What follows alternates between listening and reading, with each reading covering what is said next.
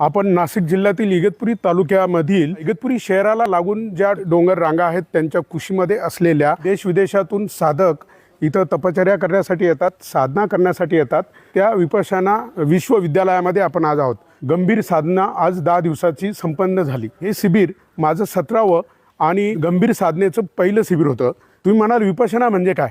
विपश्यना म्हणजे पाली भाषेतला शब्द आहे विशेष रूपाने स्वतःला बघणं, स्वतःचं मन स्वतःचं निर्विकार करणं, मनावर नियंत्रण मिळवणं। ह्या विद्येनं ते सहज आपल्याला साध्य होतं।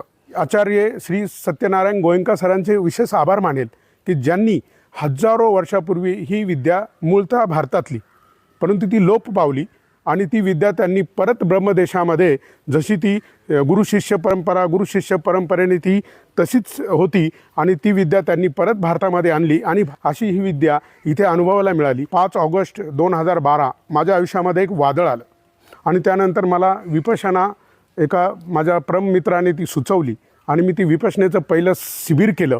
शिबिर केल्यानंतर माझा अनुभव असा होता की मी आयुष्यात पहिल्यांदा स्वतःसाठी जगलो, म्हणून ही विपश्यना माझ्यासाठी संजीवनी आहे।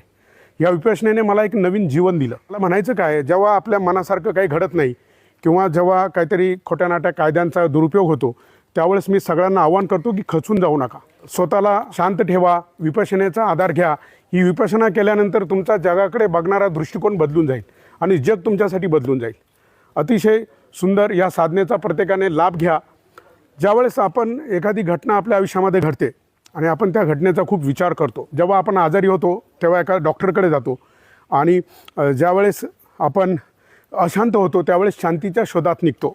तसाच मी शांतीच्या शोधात निघालो आणि मला हा शांतीचा समुद्र मिळाला आणि आज माझं 17वं शिबिर संपन्न झालं आणि मला अतिशय छान शांती या ठिकाणी मिळाली।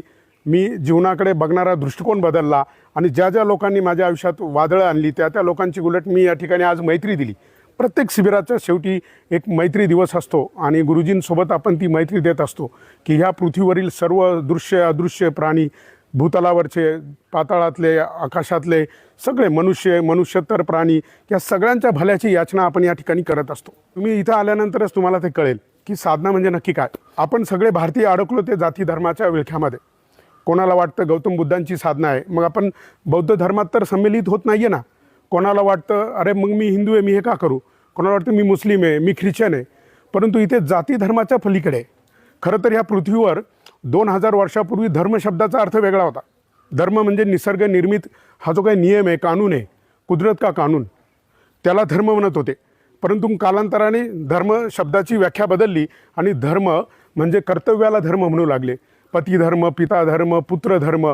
त्यानंतर परत कालांतराने धर्म शब्दाची व्याख्या बदलली आणि मग त्याला आपण संप्रदाय म्हणू लागलो।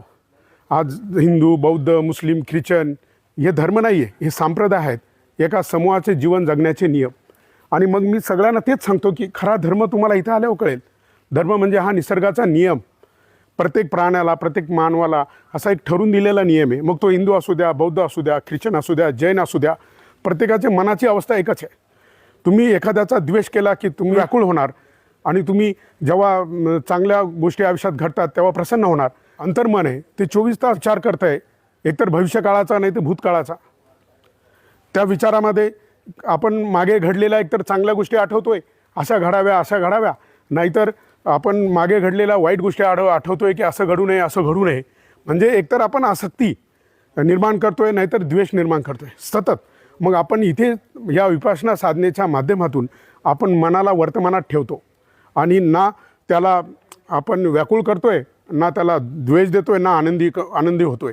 जेव्हा आपण तटस्थपणे आपल्या मनात ह्या भावना कशा निर्माण होतात बघा। आपण एखाद्या सभेमध्ये जातो आणि स्वतःला सांगतो की मी शांत राहील, माझं फक्त मत मांडेल आणि मी रागावणार नाही, चिडणार नाही।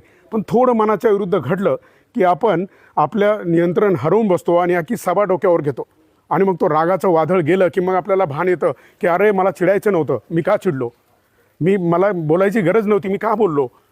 मग कारण हे होतं का, एखादी गाडी जर चालवायची कशी माहीत नसेल तर त्या गाडीवर आपलं नियंत्रण राहील का? नाही।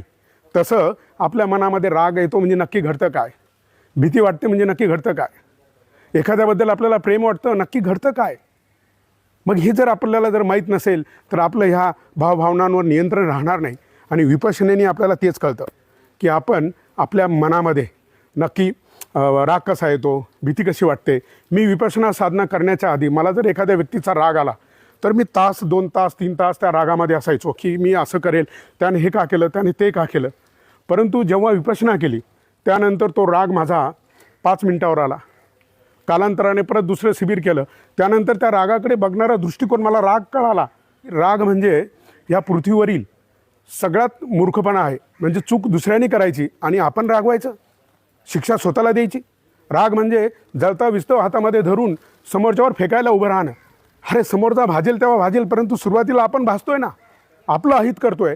म्हणून जेव्हा आपल्याला या सगळ्या गोष्टींची जाणीव होते तेव्हा आपण आपल्या आतमध्ये बघतो आणि या सगळ्या गोष्टींचा अभ्यास करून एक नियंत्रण येतं आणि एक चांगला माणूस. नका तुम्ही निर्वाणाकडे जाऊ, नका अर्यंत होऊ, नका तुम्ही मुक्त होऊ, परंतु एक चांगला माणूस म्हणून या भारतामध्ये आपण वावरलं पाहिजे, आपण जगलं पाहिजे. स्वतः आनंदी राहा, इतरांना आनंदी ठेवा. कोणालाही वाणीने शरीराने कोणाचं अहित करू नका. या सगळ्या नियमांचं जो पालन करतो तो धर्म पाळतो आणि ह्या नियमांचं पालन करत नाही तो धर्म बुडवतो. ही साधी सरळ व्याख्या इथं आली की कळते. आणि आपण काय झालो आहे, आपण जाती धर्माच्या विळख्यात अडकून धूर्त लोकांनी जाती धर्माच्या भिंती निर्माण करून आज तरुणाई त्यावर आपलं डोकं आपटून रक्तभंबाळ होत स्वतःचा नाश करून घेताना आपण पूर्ण देशभर बघतोय. माझी त्या सगळ्या तरुणांना विनंती आहे, एकदा येऊन विपश्यनेचा आनंद घ्या आणि बघा तुमच्यासाठी जग बदलल्याशिवाय राहणार नाही. जय गुरुदेव.